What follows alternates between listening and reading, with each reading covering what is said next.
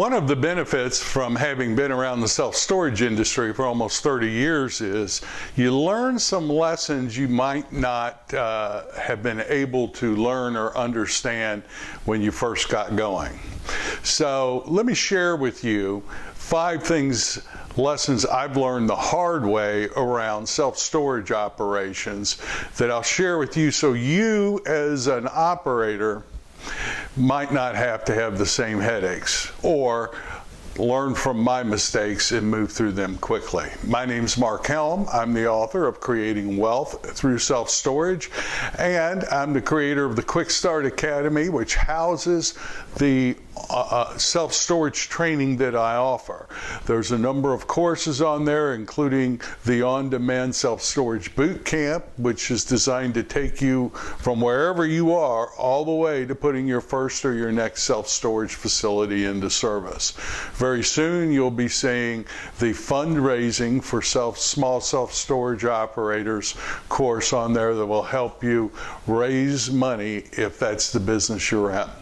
But let's talk about 5 mistakes I've learned over the years in terms of running a self-storage facility, and some mistakes I've made and headaches that I hope you avoid. So I'm going to start from going from the very general to specific.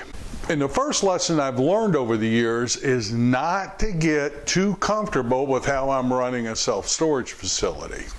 Look, it's human nature for us to look for patterns, for things that work, and repeat them. That's what successful people are trained to do. That's good with personal traits, but in an industry that's evolving like the self-storage industry, what we do today isn't necessarily going to work or produce the same results a year from now. When I first got into self-storage business, it was a slowly evolving industry. The last big innovation we'd had when I got going was climate-controlled space. You can't say that today. This industry is evolving and changing fast. What we're doing today in terms of operations is not what we were doing 3 years ago, 5 years ago. I remember when we were phasing Yellow Pages out, when we were dropping, facility by facility, our contracts with the Yellow Pages. All we really had to do was make sure we had good SEO in place, claim our listing on Google Business, and pretty much show up and turn the lights on, and the spaces would rent out. And the process was simple. It worked until it didn't. With the advent of more space hitting the market, particularly more REITs hitting the market, REITs getting a larger and larger market share, pretty soon I opened my eyes up and we were behind the curve in online marketing. It's happened over and over in many different areas. Just don't get too attached to any one specific way you're running your facility that works. Let's talk about lesson number 2. Do not get people dependent. Get procedure dependent. Now, this may sound like it totally contradicts what I just said about lesson number 1, but it doesn't. I cannot tell you the number of facilities we've purchased where the owner has basically turned everything over to the manager. They have advocated their role as an owner to the manager. That owner could no more step in and run a facility if that manager quit or got sick than the man on the moon. And I've been guilty of this myself. There is a big difference between empowering employees and then just turning it over and stepping away and advocating my role as an owner or operator. This has caused some real problems over the years. In our growth period, where we were really growing and acquiring a lot of properties, our mantra was empower our managers. And we sure did that. And what we soon realized, or I soon realized, I opened my eyes one day and I realized that every facility had a great manager in place, but every facility was doing things differently than the other one, slightly different than the other one. All the facilities were working, but if we put one manager from one facility into another facility, they didn't know how to run the facility. What happens if the manager in facility 1 gets sick or quits or something something happens. So we stepped back and I realized that I had empowered by just relinquishing my responsibility. If you're a regional manager or if you're an owner, it's your responsibility to define what the procedures are. Sure, get input from your employees. Definitely empower your employees, in my opinion, to make decisions, but it's within a context that you, as the operator or the owner of the facility, define. Lesson number 3, know your numbers. I'm never cease to be amazed at how many operators I talk to that do not know the average value of a customer in their facility. Did you know that the average value of a customer is different in every facility you operate? Do you know that the average value of a customer tells you how much money you can spend on marketing? If you're interested in what we track as operators in running our facilities, there's a free ebook on the 5 KPIs, key performance indicators, that we track at every facility that we operate. You can get it for free by clicking the link in the comments section below. Know what your income growth has averaged as a percentage. Know what your expense growth has averaged as a percentage. Did you know that if your expense growth is going up faster than your income growth, that the value of your facility is going down? You might say, well, of course I know that. Okay, what was your rent growth at this facility or per facility for the last 12 months, or last calendar year, or last quarter? What was your expense growth as a percentage for this facility for the last quarter, the last 12 months, or the last calendar year? And you may say, well, I can figure that out. I'll just look and see. Well, sure. Figure it out. You need to know, because whatever those numbers are will inform you the actions you need to take today to run that facility.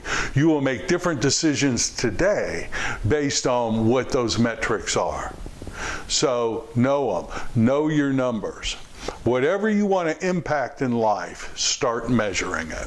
Here's lesson number 4 I've learned the hard way. Just don't turn your online marketing over to a vendor and hope for the best. I was that way. Like, the last thing in the world I wanted to learn was how Google Ads work. Every time I would turn this over to a vendor, I wasn't pleased with the results, and I found out why. Do you know that there is no system you can put in place for online marketing that you can figure out, nail it, put it in place, and it works? Why? Well, first of all, Google changes their algorithms constantly. Google averages 500 to 600 algorithm changes per year. And every facility is different. Campaigns that work in even in the same city, campaigns that work in one facility won't work in another facility. We're constantly, daily, at least weekly, somebody needs to be at the helm looking at the results of the campaigns and tweaking them to improve them. And what the campaign you set up for facility 1, you might set a totally different campaign up at facility 2.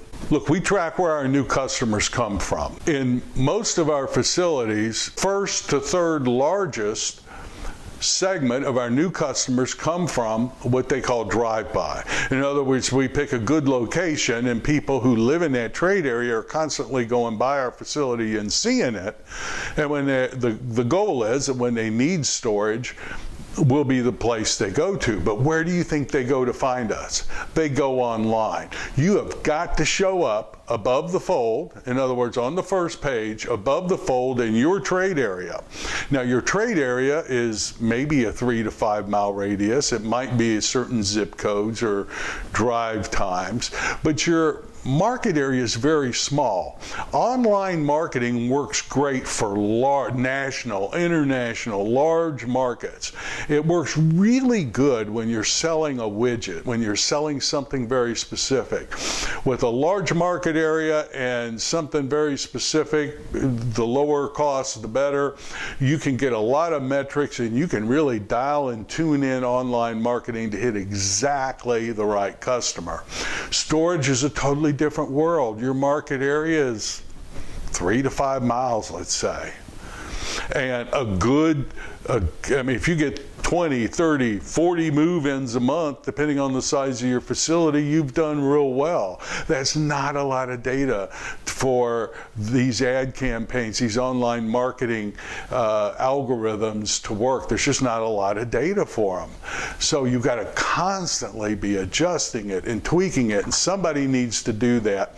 What we have found that works is I hire a Google marketing coach, and I've used a number of them, and we will look at property by property. Now, it might not be you, but learn about how online ads work, then put somebody in place, get a consultant or a coach, because to do it right and turn it over to a marketing company, you would need to be spending thousands of dollars per month to really do online marketing right. And there's just, self-storage, the numbers just don't work for that. So my coaching, what we've learned to do that works for us is we hire a consultant, facility by facility, we're tweaking our ads weekly or bi-weekly. Lesson number 5 for operators: have the right insurance riders on your insurance policy.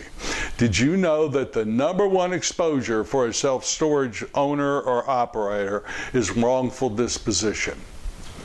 In other words, you don't do an auction right.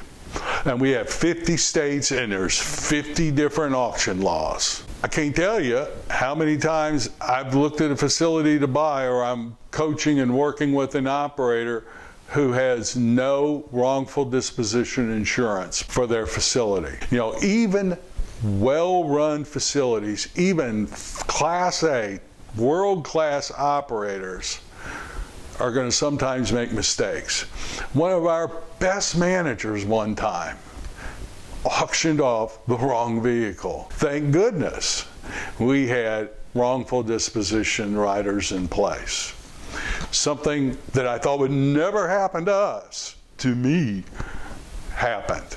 We also have environmental cleanup up to $25,000 per unit. So in other words, if somebody leaves a glowing 55-gallon can of goo in a unit, I have insurance in place that's designed to clean that unit up.